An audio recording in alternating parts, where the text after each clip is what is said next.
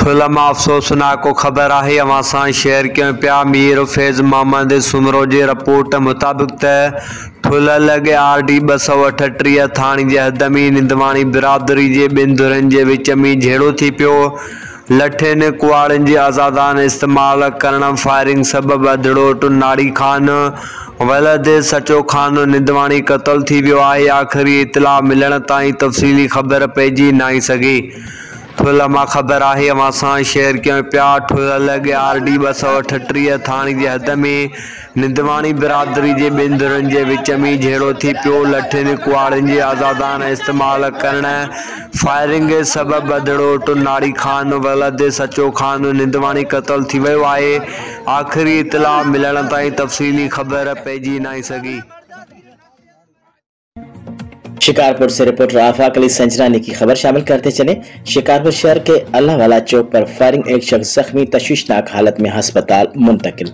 मक्सी बरादरी के 2 ग्रुप्स में झगड़ा हुआ जिसमें एक शख्स जख्मी हुआ है जिसकी हालत नाजुक बताई जा रही है। पुलिस सराय शिकारपुर अल्लाहवाला चौक पर फायरिंग से जख्मी होने वाला शख्स डाडो मंगी है। खबर शामिल करना सी दादू खां हक न्यूज़ 5 जे district reporter Altaf Hussain power जे रिपोर्ट मुताबिक DHQ अस्पताल दादू जे डॉक्टर, पैरामेडिकल स्टाफ और नर्सिंग स्टाफ जी जिंदगी के खतरो है। इन अस्पताल के medical superintendent doctor Amjad Hussain Mastoi के मौतमार धमकी मिलने वाले अमल खिलाफ Pakistan medical association PMA paramedical nursing के अगवान पारा सदायल हंगामी प्रेस कॉन्फ्रेंस में PMA अगवान और अगुणे MS doctor Abdul Karim Mirani, doctor एहसान पहवर, डॉक्टर अतीकुर रहमान चावरी, डॉक्टर मोहम्मद बख्श लुंड, मोहम्मद आचर पहवर, डॉक्टर वाजिद अली काधड़ो, निसार अहमद लाशारी, अमान लाए पहवर गडियल तौर ते DHQ अस्पताल जी नई इमारत में अहड़न ख्यालन जो इज़हार कियो। अगवान चो त DHQ अस्पताल में भंजट रहा वारो अमल गैर कानूनी और गैर अखलाकी है। ही सिहत इदारो है जेको अवाम जी मिल्कियत है, डॉक्टर की जाती मिल्कियत न है। इदारे के कायम थी 6 महीना मस थिया आहिनि त हथरादू रुकावटूं पैदा कयूं पियूं वञनि। उन खां अॻु PMA पैरामेडिकल ऐं नर्सिंग स्टाफ DHQ अस्पताल जे नई इमारत में OPD जो टोकन बाइकाट करे एहतजाजी मुज़ाहिरो कयो आहे।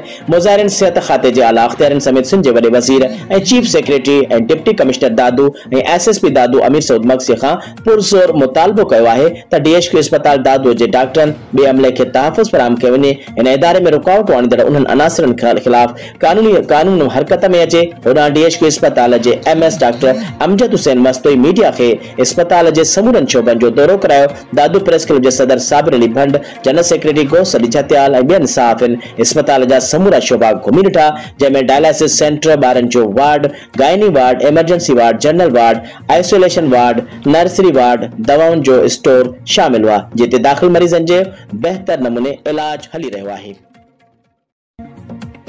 शिकारपुर से आफाक अली की रिपोर्ट के मुताबिक शिकारपुर हाईवे डिपार्टमेंट ने 2.5 अरब रुपए का गवर्नमेंट को चूना लगा दिया। सूबाई मौसमी आला कराची की टीम अकाउंट ऑफिस शिकारपुर पहुंचकर रिकॉर्ड तलब कर लिया। हाईवे डिपार्टमेंट रिकॉर्ड समेत गायब सिंध मौसमी आला के डायरेक्टर नजीर अमन दोम का दौरे के दौरान अकाउंट ऑफिसर में हलचल।